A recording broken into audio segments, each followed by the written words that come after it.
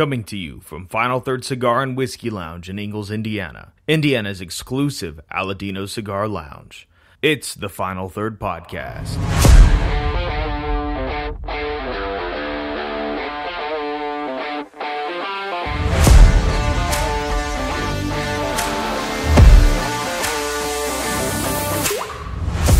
Welcome back to the Final Third Podcast. I'm Rob. And I'm Isaiah.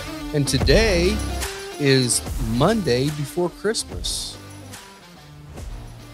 Well, Christmas is on a Monday. It is, but we're probably not record. Well, we might record one for Monday. No, we probably won't get one for Monday. We're not. There's no way. No. I'll put something out. We'll see what we got. Yeah. But yeah, so Merry Christmas. And a Happy Hanukkah Yes. to those who are done celebrating at this point. Yeah. Exactly. Sad days. Yeah. Sad days. Sad days. Sad days when it's all over. How many days are in Hanukkah, Rob? All of them. All of them. Every single one of them. That's what I thought you knew about it. Oh, yeah. What are we smoking today? Today we're going to smoke the Knuckle Sandwich Maduro Toro. I think this is our most smoked cigar on the show. Is it really? Yeah. Oh, we should grab something else. No, if you put it on the table, and I thought, you know what, that does sound good. It does. Today. That's what I thought too. Really And you know, we're getting ready to celebrate the holidays, and I'm thinking, you know what, let's just have a good cigar and chat and hang out and drink some whiskey and all that fun stuff. Yeah, I mean, later on in this episode, we'll get to it, but be thinking about what your Christmas cigar is going to be. Okay. So, yeah. Okay. I got some ideas. And today, we've got a couple different things to drink. We've got a dusty pour. Yeah. And you want to start with that one? Want to start with the Dusty? Sure. Didn't I tell you to clean your room? That's Dusty. And today we got a 1960s famous grouse scotch coming in at 86.8 proof. Yeah. Are you drinking the whole thing? You just want to split one for now? No, let's split one. All right. That'll be fine with me. Yeah. So we put a call out to our listeners and said anybody that wanted us to try some stuff, if you had something special you wanted us to try, bring it in. And we had somebody bring this in. Yeah. And we're going to give her a shot. And I'm a big fan of scotch. And honestly, a nice dusty scotch is probably going to be a fun thing. I've never had a dusty scotch. I also have not drank that much of famous grouse. I haven't either. That's the thing, with scotch, you can get into those 30-year-old scotches and try them. So, this one's 50 years scotch, not 50 years old, but yeah. It's got that scotch nose, man.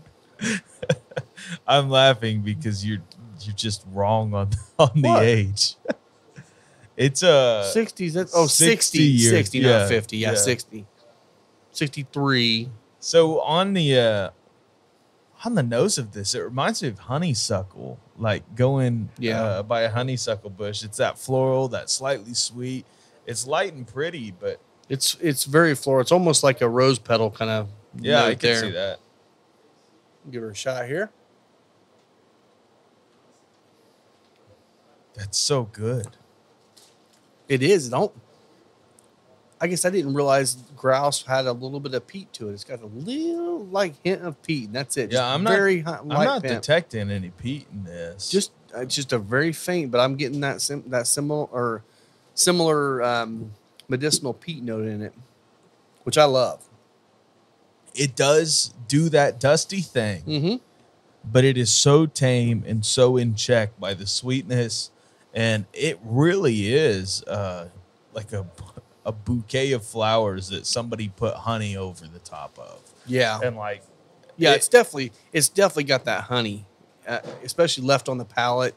It's just almost like just a good light flower honey, not as much of the really dark, rich honeys, but very, very light. Totally. Nice. All right, I'm going to light this thing up. Yeah. Rob has changed it up as far as lighters go today. It was sitting on the table. Oh, wow. I'm using the Julius. Rob, what is that one? This is the Ascari. The Ascari. It's a triple jet. Yes. Torch. Just so y'all know, we got a week till Christmas. We're running some specials this entire week. You're going to be getting at least 15% off of everything merch-wise, at least 15% off all boxes. which will include stuff like this, the prefix box, sampler box, and the ZDT from Espinosa that also automatically comes with the jar humidor. So it's a great way to get some amazing cigars at a lot cheaper price than you're normally going to get them. Oh my goodness. So going from that grouse to the cigar, it introduces a lot of that clover honey, that floral honey sweetness to it. And it's kind of a different take on the chocolatey, spicy notes that you typically get here. Yeah. I did not think these were going to go well together, but they do. Oh, yeah. It tones down the really flavorful honey part and brings out way more floral. But the palate, with the smoke in that, it actually makes the palate feel more like honey on the palate. With Heavy. the cigar, it almost tastes like it's a sherry finished product. Oh, yeah. Like it has that kind of red fruit note in there. Almost dry, like drying a little bit. Yeah. That's nice. It is really nice. So thank you to... Yeah, and I'm so sorry. I cannot remember who dropped this off. I need to write that crap down. Yeah, well, thank you to whoever dropped this so off. much. And remind me when you come back in so I can thank you in person, because really good. And we're going to be getting into the second one here in just a minute, too. Yeah, we will. The second one is a 13-year-old Bottle and Bond George Dickel. Gotta love George. He's got like a little Dickel. Well, you Like a do. little Dickel. You like a little. Well, yeah. I A like little you. one. I like the new hat. I'm glad you got one of those. At the event. Yeah. Jake was very kind, and he saw me eyeing it on my way out, and he said, and just handed it to me. And I said, God bless. Yeah. God bless. I love that guy. That show was so fun last week. It really was. I'm still like, I hopped on Marco Polo with some of my bourbon friends and was just telling them about that Angel's Envy. Straight from the barrel. Yeah. I have let so many people, and I think I've got maybe like a quarter of an ounce left that I'm going to sip on later. I've let so many people try it, and everyone's like, my God, why doesn't Angel's Envy make that every day? I'm like, right? Yeah. Release that it's stuff all the crazy time. because it's just like, this is not a special barrel to them. This was something they were sending out to somebody. It wasn't one that was designated, as far as I know, for their cash strength release or anything like that. It was just like, oh, here's a good barrel. Yeah, take this in a flask. Actually, what this was, so what they do is those flasks, they send those to people to pick the flask they like the best. If you can't go to the distillery and do a barrel pick, and then you have to choose where you proof that down to. But it tops out at 110. And that one was 122. Honestly, that's just rude. Top it out at 110. Like, I believe it would still be good at 110. I think so. But there is something beautiful about it. It was so 121, freaking dark. 122, whatever it was. 22.6. Yep. Oh my god. It was. And you know, he was kind of leading us a little bit to believe that there might be some fun stuff like that coming out in the next year. They're freaking better. So we're hoping so. We're pushing for it. Seriously, they could do $170 barrel picks and people would buy that. Oh, honestly, if you just try that one time, you would be hunting that bottle. Yeah. That would become a unicorn bottle for some people. Absolutely. Yep. So how did that event go? How was the time Great. with Angel's Envy? Did a lot of people try the pairings? They did. Yeah, a lot of people did. A lot of people, I mean, it was cool because we had a lot of people coming just for the Angel's Envy and others coming just for the Crowned Heads. And then once they all kind of got together, it's like, oh, this all works together really well. Yeah. And it turned out to be really a great event. I mean, we were packed inside and outside pretty much during the entire event. And Jake, Jason, and Sean all just crushed it. They were awesome to hang out with. You know, bringing in some different offerings and doing the pairings with it. People were loving it. You know, that's the thing. Is like the Angel's Envy Rye is not my. I normally hate that pour. Yeah. I fell in love with it with the blood medicine. Yeah. It was the perfect pairing for the blood medicine. Yeah. It was well, even when we tried it on the show, it was great. Yeah. It's just good together. That's when it snuck up on me. I'm like, oh man, I think I like this now. Well, genuinely looking back on it, I was not looking forward to the Angels Envy rye when we were on the show. I wasn't either. And honestly, I was hoping that we would have skipped their staple offerings and gone to the cash strength stuff. Yeah. But looking back on it, I'm like, no, like I kind of discredited these before I should have. Yeah. Like there is a reason those are staples. Right. And they're great. They are. And that's the thing too, is like that's a really good point for people out there. There may be something like I will tell you right now, Angel's Envy, regular port finish, a great first bourbon to get onto. But it's also good to go back to stuff like that you started out with and really appreciate what you fall in love with. Because I'm with you, man. I don't normally sit and drink Angel's Envy on the shelf, but now I'm like, I've had it a couple of times this week because I'm like, oh, that's really good. Yeah. I'll start my day off in the 90s as opposed to in the 140s. Well, I had that same experience last night. So when we were on our Elijah Craig barrel pick, our special bottle that we were able to get was a Henry McKenna 10. Yep. And I kind of picked it up because it's just like, yeah, I mean, I don't see these every day. Whatever. It's not a goated bottle for me. Right. Like it's not something that I go out of my way and pay secondary prices for or anything like that. But I cracked mine open last night and I just remembered why I loved it so much because that was one of the bourbons that got me into bourbon. In college, we drank a lot of Henry McKenna 10. Yeah. And that sounds stupid to some people, but it was just like what we drank. It was widely available. It was what, 35, $40? Yeah. So yeah, we got it for 35 like all day long. And we drank a lot of it. And getting out of college, getting into nicer bourbons and all that stuff, I kind of put that on the back burner. Getting into it last night, I was like, oh my gosh. Yeah. Like it is good. It is legitimately good. Better than most Elijah Craig barrel proof picks that I've had. Yeah. Well, not ours. Not ours. Ours is the best. Ours. Ever. I've killed an entire bottle of ours. I've killed a few. Yes. Yes. That is the quickest I have downed a bottle of anything in a long time because I'm the type that I have over 100 bottles in the house, so it's just so much variety. Yeah, what do I want tonight? And there was like a week or two straight where it was just like anytime I was drinking bourbon, it was just that. Yeah. Well, and you were talking about, Henry McKenna 10 and all those.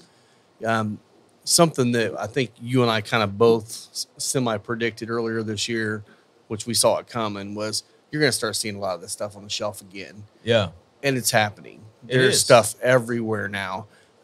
When you couldn't get Heaven Hill Bottle and Bond at all, I'm seeing it everywhere. People posting pictures. Oh my God, it's here. I'm like, yeah, it's everywhere now. Yeah. And Meyer has a pallet of it. Yeah. You got all the Buffalo Trace items other than like the B-Tax and stuff, but all the Buffalo Trace items are back in stock. I mean, really even I would say mid-tier allocations from them. Yeah. Like the Taylors and stuff. Like Taylors, your Stags, your Blantons. Those are so much more widely available now. And they're still allocated. They're still hard to get, but they have released so much of it this year that if you were trying it all, you had the opportunity to get one. Oh, yeah. And I feel like a lot of that was so many people were so tired of playing the game last year. They just stopped playing the game with them. Yeah. There's a lot of great whiskey out there. You don't have to have only Buffalo Trace. And now that they have so much product, I think they're going to start releasing more and more of it. So, yeah.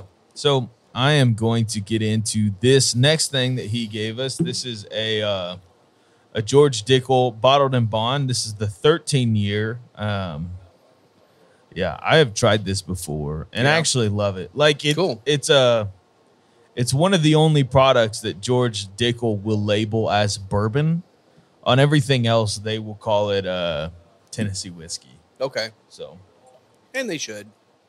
Well, I mean, if you're making whiskey in Tennessee, like there's a reason to be proud of it. Absolutely. Trying to put it on the category and on the map. Well, I mean, there's a reason why Jack does it too. Yeah. They're distinguishing themselves. Even though it can legally be called bourbon, they still distinguish themselves from it. Yeah. Starting to get a few people coming in. One or two. Nice. Three nice. or four. So you got some stuff coming up for Christmas? You got anything going on at all? A million things. Need a drummer? Yeah, last night I was kind of heated. in our group chat. That was because I don't want to get into it. I'm telling you, I'm still rooting for Will to become your bongo guy. I do not need bongos. Oh, bongos, baby. Yeah, Bongos absolutely. says Christmas. There is nothing about Christmas that no. bongos say. There was a dude sitting right next to Jesus when he was in the manger playing bongos. You know it was happening. It was happening. It was not. I think it was. It just wasn't. You weren't there. I'm way older than you. Are you that old? Honestly, could be. Bongos, baby. So I saw that you guys had reindeer and an elf here. Not here. It was over across in the town hall. Okay. I was like, what the heck? Who was doing that at a cigar lounge? Nah, it's over here. They had it for the town, and gotcha. They had a crap ton of people show up for it. Good. It was pretty. Did you guys cool. sponsor the event? Yeah. It's local. We always sponsor local stuff. So, but yeah, it was pretty cool. That guy that owns the reindeer farm actually comes in here, I don't know, a couple times a month, and so at least he's started getting him out here, and now the kids love it. Last year they had a bunch come out, and this year they were lined up petting the reindeer. So that's awesome. I mean, fun. Every single mall has a Santa. Every single Cabela's, Bass Pro has a Santa. Yep. But nobody has reindeer, so that's pretty cool. That was cool. Yeah. It was a good time. Unfortunately, it was also a crazy rainy monsoon day, so I was really glad to see they were inside this year. Last year we were outside, so that is good. So this is releasing Monday. Yeah, your mama's coming tomorrow. Yeah, which not tomorrow on the it's already passed, guys. Don't worry about this. Tomorrow, as in Saturday, Before December 16th. Yes, for the final third Christmas party. So if you're listening to this. Sorry. It already happened. It was a great time. It is. And you just missed it. You did. And that's a little bit sad for you. Yes. But there'll be another one next year. And his mom is the charcuterie queen. Yes. She built the entire bar into a charcuterie. Yeah. And it was amazing. It was amazing. Yeah. So it's going to be amazing. This morning she called me up. She was having trouble with her car. She's got a Toyota Highlander that's honestly been great, but it was having some issues, and she took it into the shop this morning at a dealership and said, "Hey, if this ends up taking too long, can you pick me up?" And I was like, "Yeah, whatever." They said it's gonna take probably 5-6 hours. So I went over and picked her up. She said, "I don't have a car. Can you take me shopping? I got to get a couple more things for the shop." And I was like, "If you'll buy me lunch." Nice. So that was the deal. That's cool. I can tell you there is going to be a lot of great things on that charcuterie board. I'm excited. I think she even told me about smoked salmon and all of the things. So yes. She said she's taking it up a notch this year. Nice. So it'll be good. But again, if you're listening to this show, you missed it. Yeah. We'll show you pictures. Yeah, we'll show pictures here soon. So. Look on the Final Third Instagram. I'm sure Lisa took 1 million pictures of it and made Rob post them. Yes. Yes, absolutely. We love you, Lisa. Yes. I think it's going to be awesome. I'm excited. Yeah. This time of year, a lot of people are taking off some extra time. I know we got several regulars that are already off for the rest of the year. It's amazing. And if you need a place to come hang out during the day, our days are usually a little slower because people work. Come in here. It's such a casual environment just to come and relax and have a cigar and a drink before the place gets crazy in the evenings. Yeah. I'm looking forward to that time this year because I know a lot of people come in from out of town, spend some time with family, and we get to see them every year, and it's a lot of fun. So we're excited. We can't wait to see you guys. Yeah, it is great. Be sure to stop by and strike up a conversation. It is easy to do that around here. Yeah. Let us know. And if you need help buying that last minute gift. Yes. And they're a regular here, it'll make it even easier. Or if you just know that they like cigars, we can also help with that. Yeah. And there are, we have, like I said, we're going to have those discounts going on all through until Christmas. I will tell you, I'm one of those guys that's hard to buy for because I don't really need anything. But if someone goes out of their way and finds something a cigar or something cigar related for me. I'm like, or bourbon related. It's like that's someone thought about enough about me to think about. That's the thing that I'm dealing with a lot this year. Is like, what do you get grown people who have grown person money and all of that deal? It's like consumables. Yes, exactly. Consumables are the best gifts in my opinion. Or you get them things that they just wouldn't spend the money on for themselves, like even a nice cutter or a nice lighter. Yes, those things will go a really, really long way. Did you get a new phone? No, same old phone. What? What? I was looking at. Did you get a new case? No. Okay, whatever. Nope, you just don't come around anymore. I guess. It's okay. No, I'm still a little while before I need a new phone. Yeah. Hey, But consumables in the form of cigars and whiskey and just higher end things. If you know somebody that smokes around the house, honestly, those Quasar desk cutter and lighters, you cannot beat them. Yeah. Even me, I smoke outside, and I just keep those inside on a table that I've got in there. Like just cutting your cigar before you go out and grabbing that huge lighter and taking it out with you. Like, I'm not going to run out of fuel. No. I have filled it once, and I think it's still got a lot to give, and it's been like 6 months. Yeah. Yeah, and it is. Yeah, exactly. I don't know where I was going to go with that. You're welcome, Rob. Yeah, It was a sorry. great conversation. Sorry. I'm wiped out, man. This has been a week already. Why is that? It just seemed like every night's been a late night, Yeah. and we're just tired. So Well, you've been crazy This with type of hockey, year. too. yeah, but not last night. Not last Just night? went home, went to bed. There Yeah. you go. Nah, I'm excited about the holidays. It's one of those things too. Is like we're coming up to the holidays. Christmas is on a Monday. We're closed on Monday, so basically we're getting 0 time off, and it's fine. Yeah. It's fine. It is okay. That means you guys can come on your days off. It is the joy of small business ownership.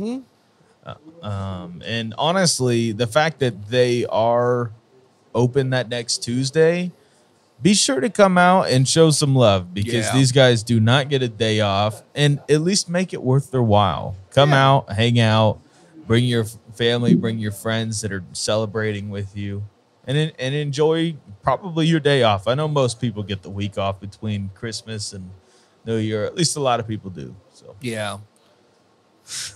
Jim's over there selling boxes. Look at him. yeah. Are you going to buy that? Are you buying it for you? Yeah, you get commission. It's called your paycheck. Yeah. So Christmas. What sort of Christmas traditions does your family have, Rob? We really don't have that many. I mean, growing up, I don't know if you guys ever watched the Rankin and Bass Christmas. They're like cartoons, but like claymation, stop claymation kind of things. Do you remember those, like Rudolph and Year Without a Santa Claus, all those? We love to watch those, and my kids love them too. So, we're trying to find a time where we can do that all together. But again, now that we're working all the time, it's hard to find that. But that's one of our biggest traditions.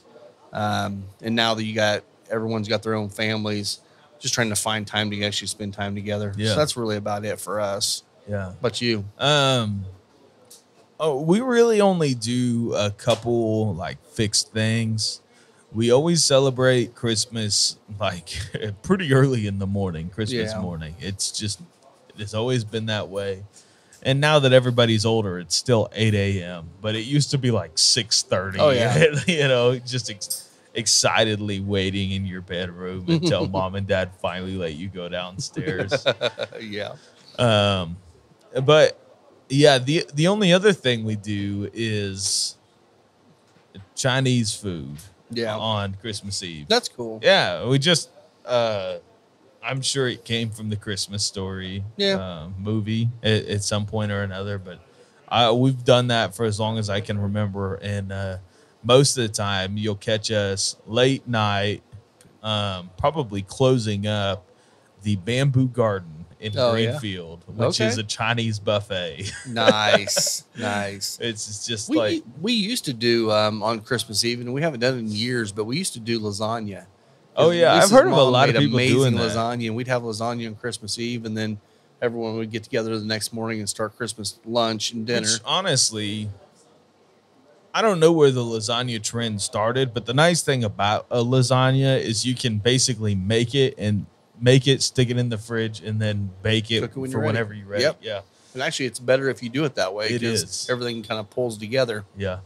So, no, that's great. And then this year we'll be splitting Christmas, do the first half with my family and the latter half with Victoria's family. But that kind of works out anyway because they're not early to rise. So, yeah. All right. Well, good. I'd rather it be that way. Cinnamon rolls, Christmas morning. It's a necessity. Nice. Somebody's got to make cinnamon rolls. Awesome. So this year it's me. Okay. Yeah. So, I like cinnamon rolls, man. me They're so too. good. One of the other things we always used to do, and actually we've continued to do this, is we always got all the girls, Lisa and my 3 daughters, all pajamas every year. Oh, okay. So we'd always go out and find them some nice pajamas or whatever, and they always look forward to it. And it's like we always try to sneak it by them, and they always know it's coming. Yeah. And occasionally we'll actually not give it to them, and then they'll be like, "Where's our pajamas?" We go out and find them for them. Don't you do chocolate oranges too? We used to when you Yeah. could find them, and if I can find them, I'll get them for the kids. Yeah. Yeah.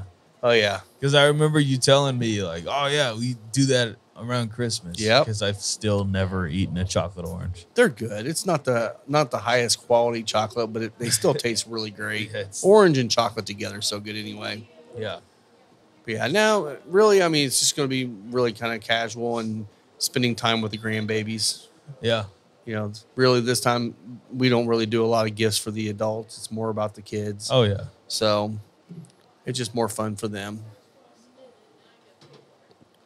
Yeah, we don't have a lot to talk about today. We've noticed that we actually had someone was going to come on the show and he wasn't able to make it. So we're Lame. just like talking about stuff. So what are your Christmas cigars? You smoke cigars nearly every day. I do, yeah. Are you smoking anything special or are you I'll be taking a couple of the Padron 26s home with me. Yeah. Smoke a couple of those. Probably going to take one of the McAuliffe Reservas home. Okay. That cigar is such a freaking great cigar. I smoked one yesterday. It's a salty, it's an expensive cigar. It's the most expensive cigar we have in there by about $18. How much? It's 43, I think is what it is. Oh, I haven't even smoked one yet. It's a fantastic cigar, and I smoked one yesterday, and I'm like, it's got Peruvian tobacco in it, in the filler, and Peruvian does this kind of a funky, almost like Indian spice thing to it. That Yeah. I really, really like. You know what else has Peruvian tobacco in it? What's that? Mil Diaz. Mil Diaz does. Mil Diaz. But this one takes the Indian spices a little bit. I think it's using more Peruvian because this one really pops those spices, and I love that. Yeah, it'll probably be those. Cool. But you? I am probably going to hit into some of my blood medicine in the morning, and then I will probably finish the day with the Knuckle Sandwich 55. Yeah. I just that's one of those cigars that no matter what you smoke, no matter what you drank, it's still Perfect. there and it's still amazing. Yeah, I agree. And the 56s will be coming in February. Wow. Yep. So the 56 is the same blend as the 55. It's just going to be whatever different shape, different length they're going to have this year. Yeah. And I did hear that the next year's Warhead is going to be the Knuckle Sandwich 55 size. So it's going to be that oval shape. Oh, cool. So that'll be a brand new size. They were for like, we Warheads. made this freaking press. Let's use it. Yes, yes. So some good things. Which coming. I appreciate. I love the Warhead blend. Some of the sizes have just been kind of ridiculous the past 2 years. The Toro and the Warhead 7, or maybe that was a Churchill. Churchill was, let's see, this is 9. Churchill was 8. No. No, Last 7. year was Toro, was a box press Toro, wasn't it? I don't remember what it was. 7 is the box press Churchill. Okay. 8 was the Gordo. 9 is the football. Gordo. No, last year's was. Wait, I'm on the wrong one. You're right. Yeah. Yeah, It was a 60. Last Yeah. year's was a 660, This and year's is that because Bellicose or the we dogged on it, and then we tried it, and we were like, "Oh Damn yeah, good. it's still good. So it's good. still great." But those Warhead 7s, I still am sitting on a box of them. The Churchill was my favorite size, other than the Lancero. The Lancero, I think it was like maybe 2, something like that. Is still probably the best flavor. I have a still hard time one believing left. they'll bring back the Lancero. We'll see. I don't know. I mean, they're kind of trying to do new things every time. Yeah. And honestly, if they're going to the Cuban shapes, they can do this for another 15 years and never repeat. So, Oh yeah. I would say I'd love to see them do a Corona, but that would be an expensive Corona. It'd be hard for them to decrease the cost that much to make it affordable for someone to buy a Corona. Because a lot of the guys that like those more full-bodied cigars want a bigger cigar. Yeah. And to have a I'm in that boat too. Dude, I mean, that's That being said, 601 green Corona, man. yeah, I know. It's hard to pass up. It would be fun for them to do like a double Corona and do double as far as length. Unlike what was that Sobra Mesa that was a double Corona and was basically like a 62. 56 ring gauge, and it was like 9 inches long. There's 8 nothing inches long. about that made me think, 8 inches long. double Corona. Yeah. But again, we're in America. We can call anything we want to call it. And I wish that's one of the things I really wish that would have translated from Cuba. The only thing really is I wish they would have actually used all the traditional Cuban shapes and sizes. Yeah. And allowed people to make all those cigars, because there was plenty of sizes. You know, if you want to make a different size, a bigger size, I mean, they weren't big on making Gordos and stuff. That can be an add-on, but all the other sizes should just be consistently the same size. But that didn't happen because, you know, America's big. Yeah. So we're Something else. this is about to be our last episode for the end of the year, since we won't be recording next week for Christmas. We're not going to be putting out a show on the 25th. So, are you ready for this? Last year we did this. The week before we did predictions for the next year. Mm-hmm. And then in 2 weeks when we record again, we're going to do cigars of the year. Cigars of the year. And I would also say pours of the year. Yeah. If we want to, We'll do both. We can do 1 ounces or So that'll whatever. be a January 1st release. Yeah. Yeah. Yep. So, Rob, what predictions do you see in the cigar or whiskey space for 24? Wow. I know. Yeah. I know.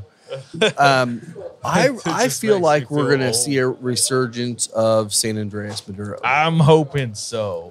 That's my prediction this year.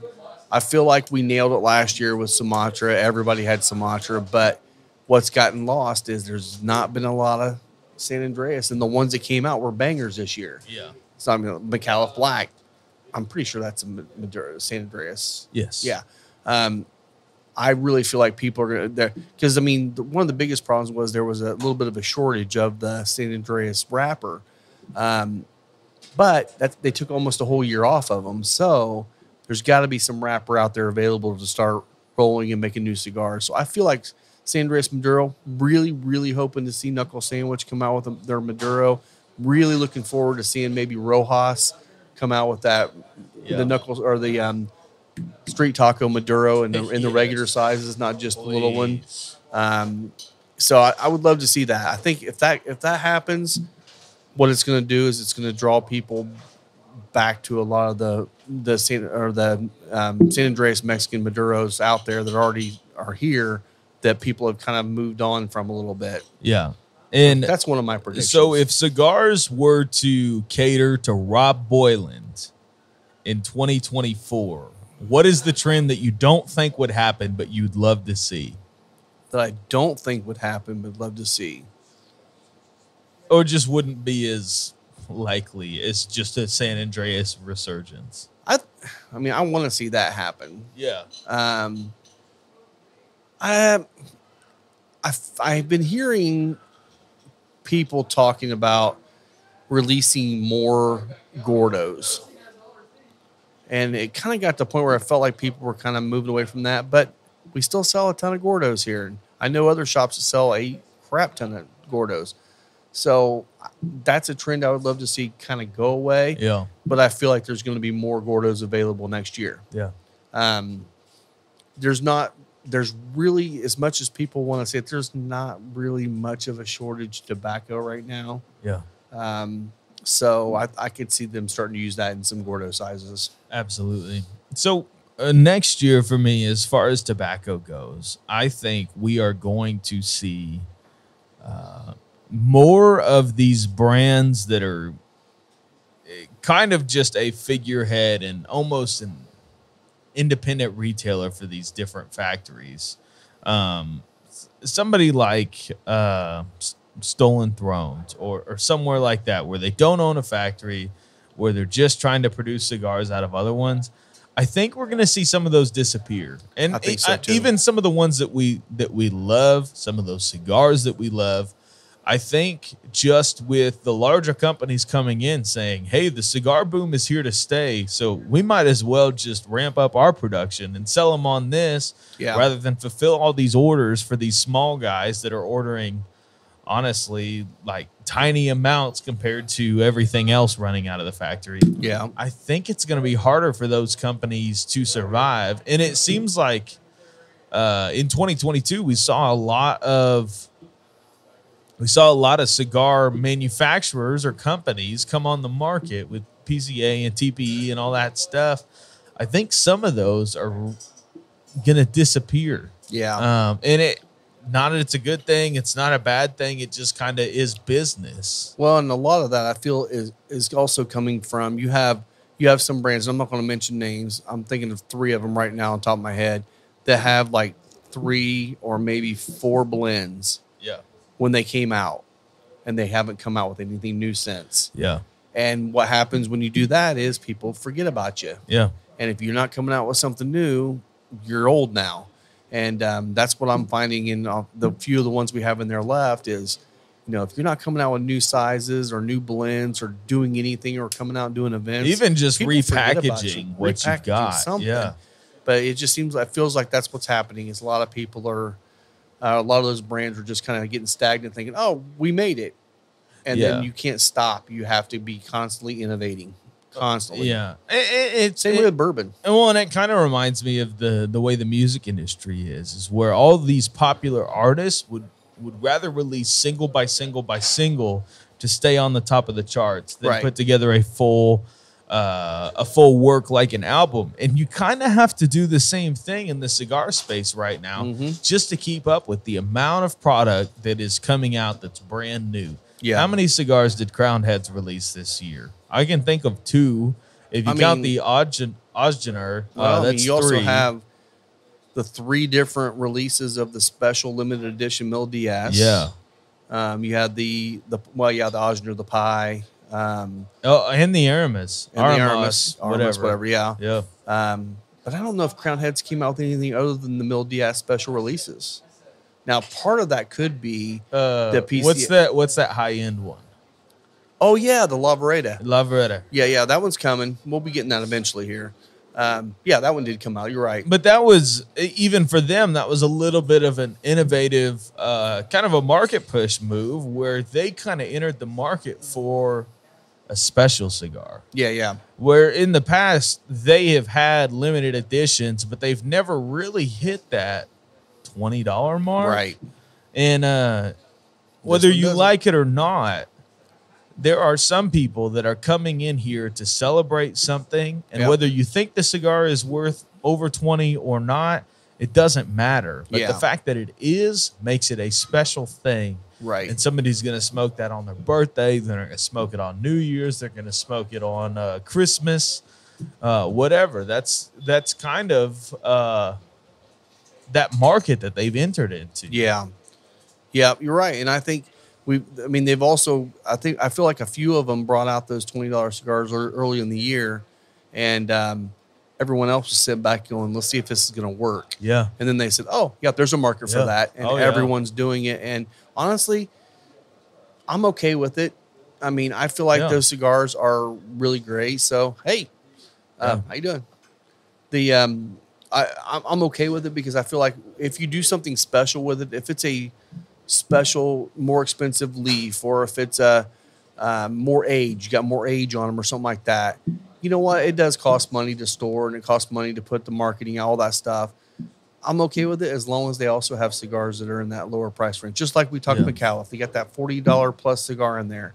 They also came out with the $8 McAuliffe Black this year, which is freaking delicious. Crazy good. So, you know, as long as you're balancing out for all the customers, I'm fine with it. If everything is expensive.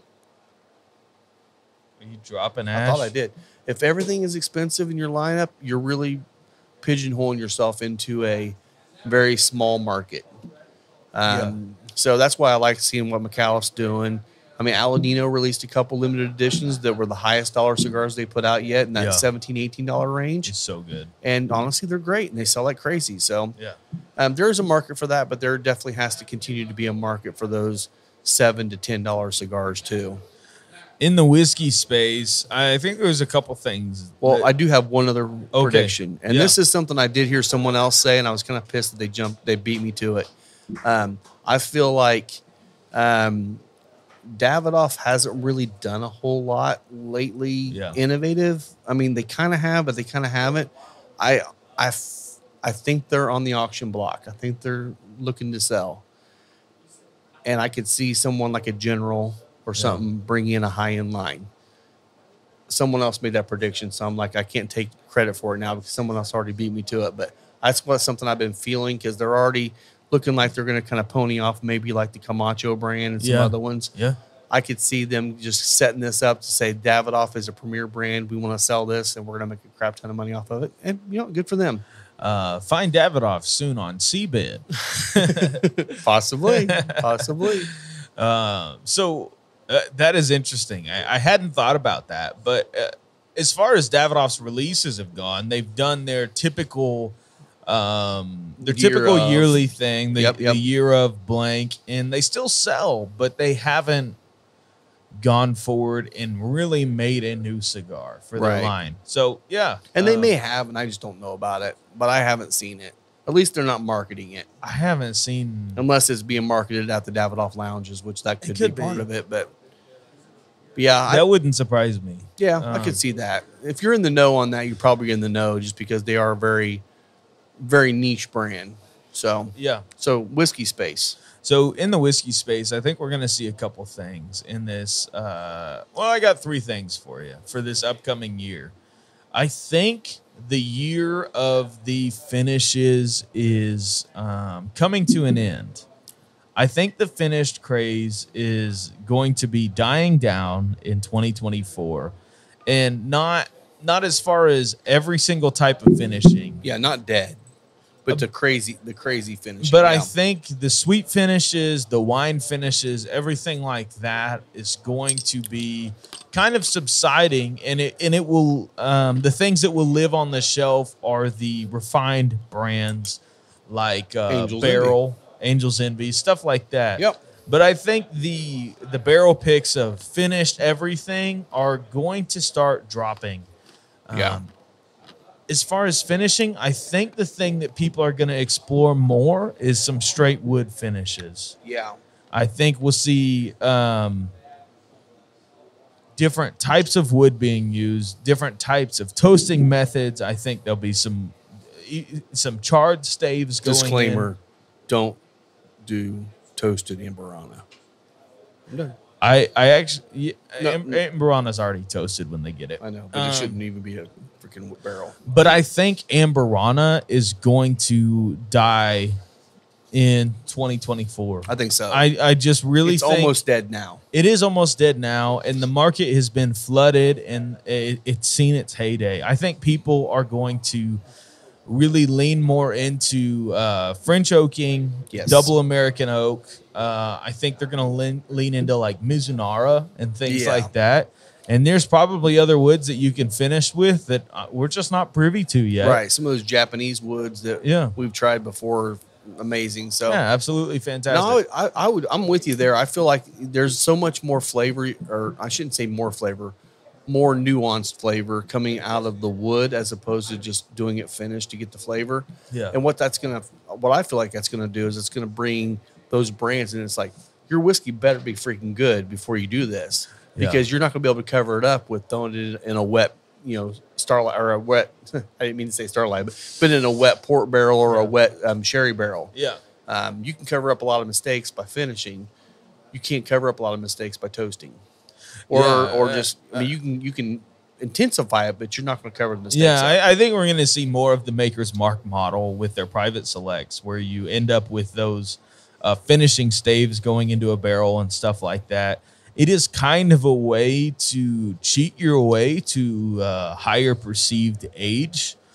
Not saying that Maker's is young. Maker's is a 7 to 8 or a 6 to 8 year product by the time it goes into a bottle, by the time it actually goes anywhere. But with these smaller and craft distilleries, I think 4 years is no longer enough. Not for the money that people are charging for it, for sure. No. If you want to put out a 4-year product at $30, go for it. But that also goes into one thing that I remember Alan Bishop said to us in Whiskey Trends, is he said the small brands are going to be around, the large brands are going to be around, and the mid-tier is just going to fall away. Yeah. Which some distilleries we really like are in that mid-tier. So it's like some of them are, and the problem is they haven't caught up with the similar caliber of products that the big brands are putting out. Like the big brands like Heaven Hill, Elijah Craig is putting out these barrel-proof products at 9 to 11 years. Yep. For these picks that literally anybody and their brother can get. Indiana Bourbon Club got one. So anybody can get one. Yeah. It's no longer a special thing. Yep. But you can sell them at the same price, probably $10 more than you would a 4-year-old Starlight. Where do you think people are going to go? Exactly. You're exactly right. And why wouldn't you? Yeah. I mean, it's at the end of the day, it's almost just basic economics. Yeah. I think that some of the mid-tier brands are really going to struggle. There are some that have really carved their way in the market, and they have their fan base, and it's going to go. I think Old 55 will be around. They're still a small brand. They're still doing it. They're still another year away from barrels to be released, too. 25. I don't know. So that's what worries me about someone like that, is if they don't have product, people are going to they're already starting to forget about them. I forgot about them. And they haven't released anything and that's in nothing forever. against them. They had issues, and family comes first, 100% every day of the week. I get it. But it is hard to keep a brand going when people forgot about you. If they want to come back in 2025 with something big, they're going to have to do a rebrand and catch people's attention again. I think so. New bottle, new label, whatever. Just new. something. Yeah. But that's kind of what I think is coming. I think you're going to see more what I'll call straight wood finishes, less of those being Amberana, and a lot less of sherry and port and everything else in that realm, because everybody's sherry or port finished everything at this point. And it's because there's way more barrels of sherry and port you can buy out there in the market. It makes also, it easy everybody finish. is honey finished. So I think that's also going to die off. Well, especially after the last couple of honey finishes turned out to not be so good. People are kind of tired of it. So it's like, well, I mean, a lot of smaller brands, when they're going to honey finish, are, and this is a problem with the legalities behind the finishing process. You can literally take a gallon of honey and dump it in a 53-gallon barrel, and that is now a honey finished bourbon. Is it legally classified as a bourbon anymore? No, but on the label, can you say bourbon finished in honey barrels? Yes. Because that is legal, because you're not saying it's a straight bourbon. Yeah. But I think so much more of that will die off. That's a good point, too. I feel like also in 2024, and it could be longer down the road, but I feel like also, is it the TTB? Yeah. I feel like they're going to start nailing some of these people. because they've let the Wild West kind of go over the last couple of years, and people are putting stuff out that those labels are not freaking legal at all. No. I feel like they're going to come down on some of these people to kind of weed that down. But you got to think, part of that has to do with the bourbon boom. Yeah, there were so many much. companies coming out, and even Mike Bother texted us about his friend starting up a brand soon, and it's like there were so many brands that just hit the market. They had to hire so many TTB agents. These are, and I can't blame them. I mean, it's government work. I'm sure they were given a handbook and said, "Okay, go do it." You know. Yep. At some point, the government's going to get involved. I feel like. I think so. Last year, one of my predictions was legislation for the finishing category. I am hoping that again for this year because we didn't get it. There's no regulations, no rules around finishing yet. Yeah. I'm hoping it happens, but I'm not holding my breath. I just think now at this point, we have to pray that something happens and educate consumers as best as possible. So here's another one I'm wondering about too. Like, after Alan was telling us about, feeling like a lot of the again, small brands can stay open just because they already have their following. People are coming in. Most of the bottles are being bought right in the distillery. And small brands for Indiana, I would label that as Old 55, Hard Truth, Bear Wallow, probably a couple other brands. Yeah. Hard Truth is on their way to becoming a mid-tier, but even if they do not take off into that space, the Indiana following behind them is going to carry them through. Exactly. I feel like some of those mid-tiers, what could happen is those mid-tiers are going to realize, we're starting to lose a lot of the market share, and you're going to have some of the big dogs come in and say, hey, we'll buy you. And they're going to buy up some of these. I mean, like Green River. Exactly. Green River got bought up. Exactly. Green River. I mean, I know Penelope's a different animal, but like Penelope, I mean, a great brand. MGP bought them back, and I feel like that's going to happen more. And you know what? Good for both, because now the distiller that might be starting to slowly fail can actually make money back and either keep doing it or not do it. Yeah. And the big brands are able to continue those legacies of the small distillery. So any whiskey trends that you see, I also think there are going to be less new brands coming onto the market in 2024.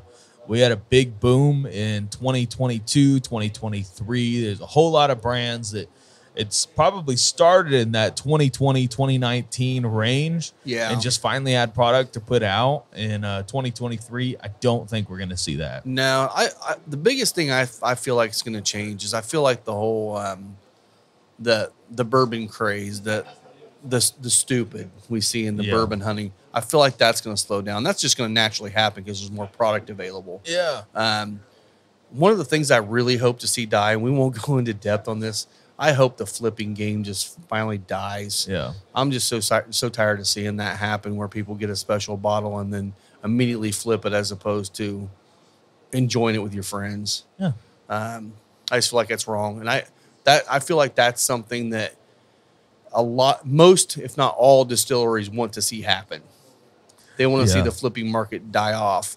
And you know what? If it gets harder for you to get it because they find out that you're flipping bottles all the time, that's on you. It is on you. So I think we've already seen some of the mid-tier distilleries kind of be trumped by the big six. We were talking earlier about even Heaven Hill's 7-year bottled and bond product. Right. Sitting at Meyer for, I think it's $55, 45, 55 bucks. Yeah. Like around that $50 price point. Which honestly, name to me what 7-year product you can get at that price. There's none. Yeah. There's none. It's honestly a fantastic pour in that $50 price range all day long. It's kind of their FU to all these little guys that are just like, oh, yeah, we'll charge that for our 4-year product at 100 proof. What's the age on the Old Forester 20? I don't know if it's about the 1920. It's probably not really. But, I mean, that's, again, another one of those bottles in that $50 price range. I'm like, that's consistently good and near cash strength. But I will say, like we do our old fashions, just our house old fashioned with JTS Brown, 4-year-old bottle and bond, Heaven Hill. awesome for cocktails. You want to step up your game a little bit? Heaven Hill Bottle and Bond 7-year makes a ridiculous cocktail. Yeah. And yeah, it's a little bit more expensive, but if you're wanting to step it up, that's a great way to do it. You know what brand I'm surprised we didn't see more from this year? Who? Castle and Key. They just came out with another weeder. I didn't get it. They came onto the market hot. Yep. So hot. And they died down quickly because a lot of their product, I'll just say, wasn't general whiskey drinker profile. Right. It was not something for the everyday man. They came in so hot because they are in the Old Taylor distillery. And good for them. Yeah. They resurrected an amazing property. But they put out a product that was not worthy of that. Especially for the price point. Yeah. Yeah. Bottle's beautiful, packaging amazing. You could see that bottle a mile away and say, that's Castle and Key. Yep. Like, I love to see that out of a brand. I do too. I I also feel like they kind of shot themselves in the foot a little bit because, you know, they came out with was it actually bourbon? I think it was. The first regular release item was the Restoration Rye. Right, but after that, when they did because they had batch 1, batch 2, 3, 4, bourbon. 5, and it's like they just kept coming with this is this batch and this is this batch, and they didn't keep getting better. Some of them were actually not as good as previous ones. Yeah. And I feel like that was kind of a shot in the foot for them because if they would have come out with a bourbon and then all of a sudden they're like, I thought okay, batch 1 was better than batch 2. I did too. And it's just like, that's sad that while you should be blending for consistency, doing a product of a same label like that, you should be blending for consistency. Yeah. Barrel Seagrass, you can see the batch number on that bottle. Yep. Will you, unless you're doing a side-by-side with a batch 13 off, find a difference? No. I don't think so. What's up, Will? Or Chris? Chris. Yeah, oh my Wow. goodness. Wow. See, Isaiah didn't come around unless you forget your name. Yeah. What? He's the much older one. Yes. How much older? 5 years? 6 years? Looks like 10. No, actually, it's not that much difference. I think they're within a year or so of each other. Yeah, I'm sure. Jim's the much older one. Jim's the very, very much older. Don't worry, he can't hear us all the way over here. Yeah. No, he didn't. I don't know what he said. No. 6 months. That's the difference. There you go. That's practically 2 years. Practically. Well, I'll talk about this. This is actually this happened yesterday when this actually releases. Okay. Will's got a guy coming out to do a tasting. It's just a private tasting that Will's putting on. Hood Sommelier. Yeah, Jack Begadoo. Jack, yeah.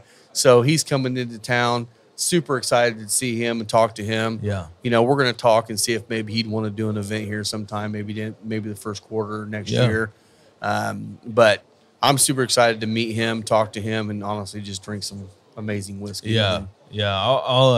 I'll be at that same thing. I've been really looking forward to it. Me too. The nice thing is you can go to all of these tasting events, and most of the time they're free. They don't charge anything, and really that's the experience you're gonna get. Yeah, is a rep from the company coming in, showing you through some stuff, and honestly, it's not a bad time. Hang out. But if you're really looking forward to developing your palate, drinking something, having it explained to you, these private tastings are kind of where it's at. They are. And I will say I'm looking forward to the Jackie one here. Yeah. I was going to bring you guys bring it up. Released tickets, didn't you? Not yet. Not yet. So if you're listening to this on the day it releases, check your email. I believe it's going to be in the email today where you can buy tickets. They're going to sell fast. Yeah. There's only, I think, 30 or 35 tickets available.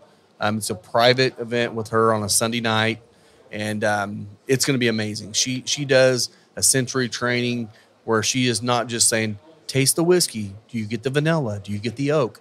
She is literally breaking this down to notes. Chemical compounds. She'll have all these little envelopes where you're smelling different scents and stuff, and she's trying to get you to break down those flavors as you taste it. And from what I've heard, like Will and Chris both did this. They're both fantastic palates already. They came out of that saying that was so worth doing. Yeah. So check your email if you want to be a part of that. It's going to be like $150 to come do it. Everything's going to be provided for you. And I want you to know that even if you're not into whiskey as a spirit, that tasting experience will carry over into everything else. Food, cigars, yeah, everything. I mean, once you train your palate to taste flavors and pick them apart, anything flavorful, you're going to actually be able to do this with. And it changes the game. I mean, it changes your food game like that. Yeah. I mean, it's amazing. Oh, yeah. We also have talked to the guys at Barrel Craft Spirits down at the Big Red Liquor event. And they're wanting to come in and do an event here first, probably sometime in January or February. And we're going to do a big tasting with them. Those guys are... Oh, they're killing it. Oh, my gosh. So he's going to be bringing some stuff next week to taste. So if you want to come by and taste some stuff from Barrel, we'll be here. So what do you think Barrel's going to release next year? I do know he did tell me that they have a very, very, very special seagrass coming out. And I don't know if he's going to bring it to taste this time, but he'll probably have it for the event. Now, I will say some of the seagrass offerings that they've had in the past, like which the gold label stuff, were delicious. Gosh. They're expensive bottles, but they're freaking delicious. And they're worth it. You're getting like they're worth it. 16-year product in there. Yeah. And those guys have, I mean, they are artists when it comes to blending. They are. They see barrels like a bunch of colored pencils in a box, and they're going to make them work for them. Yeah. And it's crazy. And that's the thing. So, I mean, maybe you'll have to tell me if you think of any other ones. I feel like there are maybe 3 amazing blenders out there. I think Barrel might be the top of that. Okay. I feel like Magnus is also really good. Oh, well, that's Nancy. Oh, then duh. I should have known that. Yeah, it's a top. It's definitely a topper. And then Penelope. I think Penelope's amazing. But I'm not. I mean, what are some of the other blenders out there that you're like? No, I've got to agree with you on that, because when I was at the Penelope event, I was just absolutely shocked that and it sounds stupid, but learning from them that like just the 2 owners blended it on their own. Isn't that amazing? Yeah, that's wild to me, because I told them in front of the RNDC guy who was MGPI, like he legitimately lives in Lawrenceburg. I told him, I said, you need to have the Penelope people blend the next Remus. Yeah. Yeah. And I would say every bottle of Penelope we got on the bar is better than the last Remus. Yeah. Well, you didn't take my my advice, of course. And the last Remus flopped. Yeah. But those guys are impressive. They are. They won the freaking lottery. Yeah. They won the lottery. Yeah. Let's create an amazing brand. We'll buy your product, make it way, way, way, way, way, way better. And then you can buy it back from us at 1,000,000 times overpriced. Yeah. And by the way, you're also going to hire us at 6 figures for everybody to keep doing what we do well. Yes. We won the freaking lottery. You guys are amazing. I mean, honestly, but that goes to show that MGP just sees the talent there. And honestly, MGP is going to make an absolute crap ton of money by this sale. Both of them won. Penelope is going to be able to grow at a crazy rate now and just spread their product around. And it'll be in markets that it wasn't last year. So if you don't see it in your market currently, you will. I am telling you, it is coming in 2024. Yeah. And we've seen, I think I saw some people say the rosés in state now. Yeah. Did we ever get the Rio? Yes. Which I don't care about, but because Ray has it in his end of year thing at Roll In, which is it's a honey and Amberana finish. Honestly, if I was at Ray's end of year event, I would be a little bit sad to get that bottle because it's sitting next to Willet Purple Tops, a bunch of Pappy, B-Tac, even the Four Roses and Ellie's, like. Well, and you were showing me the pictures of what Ray's got this year. If you're in the Ray picks, go. Good for you. There's some amazing. I mean, he's always got great stuff. Yeah. I've not seen it be this great the years I've seen it. So maybe the thing that shocked me about Indiana this year was I don't think we got any of the makers cellar aged. See, I was told, I haven't seen it anywhere, and not in any of the end of the year raffles. None of the lotteries. I was told by somebody in Kentucky, and I don't know if this is true. It may have been a liquor store, that it was only released in Kentucky. That may not honestly, be true. It wouldn't surprise me. There are export bottles that went into their export market, and the only 750s I've seen have come out of Kentucky. Yeah. And it's sad to me. Like, that was such a good product, and I know for a fact they can make more. Yeah. Like, Makers is so big that could be on the same level as the Four Roses LE. Yeah. You know, just one for every store or something like Yeah. that. I do believe wholeheartedly that if Ray were to have gotten even just a case of that, because Lord knows that dude sells enough Makers there that he would deserve a couple cases of it. Oh, yeah. That it would be in that end of year thing. And it's just not. And in all honesty, and I wouldn't blame him at all, if he did get one, it's probably sitting on his bar at home. Not gonna lie. If you're a liquor store owner, do it. Just do it. You deserve that. And the people who tell you don't, honestly, don't know what you deal with on a daily basis, especially if you're on Rural Street in downtown Indianapolis. Yeah, Fireball capital of the world, baby. Fireball and Wheatley vodka, baby. Let's go. Yeah, I'm excited to see where things go this year. I feel like you know the cigar boom, you know, it's kind of plateaued. I don't feel like it's going away because people that got into cigars, especially during COVID and after, are still doing it. I mean, just like, you know, we're talking about our buddies Chris and Will. I know Will smokes a lot on the road when he's driving. You know, Chris used to be he'd come in here and have a cigar, and then he wouldn't have another cigar maybe until him and Will were hanging out or coming here. Yeah. Now he's on, when he's here, usually 2 or 3 cigars. Yeah. It's just, once you realize the enjoyment of it, it's, you hang out with buddies, you relax, and it just becomes second nature. And if you have a job that allows you to afford some of these better things, treat yourself right. In today's market and in today's version of Final Third, your everyday cigar or the cigars that you smoke all the time do not have to be over $10. No, they don't. The McAuliffe Black, The Glitch Maduro or Claro. Yeah. Most of the Aladino stuff is sub $10. Yeah. I mean, I will say every brand is coming out with more increases. Yeah. But that's across the board. We're still checking to see where the taxes are for Indiana this year. We got that dollar cap that's supposed to take place January 1, but with the FDA coming back and fighting and all this different stuff, I don't know if that's actually going to happen. But we have a platform to now start pushing to get it down to that 50-cent range. Yeah. And so that we're going to keep pushing to try to keep the prices down.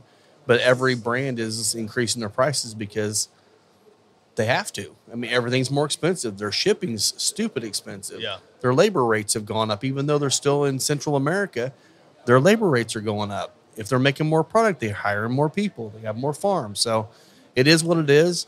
I mean, if you were ever to go on to, if you wonder why cigars are so expensive, go online and just look up cigar factory or cigar farm tours and just watch some of the videos of what goes into making a cigar. And you'll say, oh, I see why that's a $15 cigar now. Okay, I think we have a couple machine-made cigars in here, but that would be some of the some of the flavored stuff. That would be the infused. only possible ones that are the flavored ones. Yes. Past that, it's like every single one of these is handmade, Yeah. and it's a work of art. Like It is. You can't just. I know there's a lot of people that will try their hand at rolling events, and they make terrible cigars. They do. And it's not just the rolling; it's the blending, and it's knowing what's going to taste well with something else. I mean, it's just like making a cocktail, man. You know, you can make a cocktail and put these same. I mean, we tell people all the time. They say, "Oh man, I love your old fashioned. Can you give us a recipe?" We give them the exact recipe, exactly how to make it. You go home and say, "Oh, mine didn't taste anything like it." I'm like, consistency. It's the consistency. It's the quality of the products you put into it. You're like, Yeah. "Oh well, yeah, I didn't have Luxardo cherry, so I used maraschino." Well, there's your problem. Yeah, you did it differently. Exactly. It's literally different. So it's just you have to do that. Well, and What's the key ingredient we're missing? Oh yeah. Lisa puts her finger in all your cocktails. she just so does you know. not. Lisa does not finger your cocktails. Tam might. Tam, you heard it here first, folks. Tam fingers your cocktails. Yes.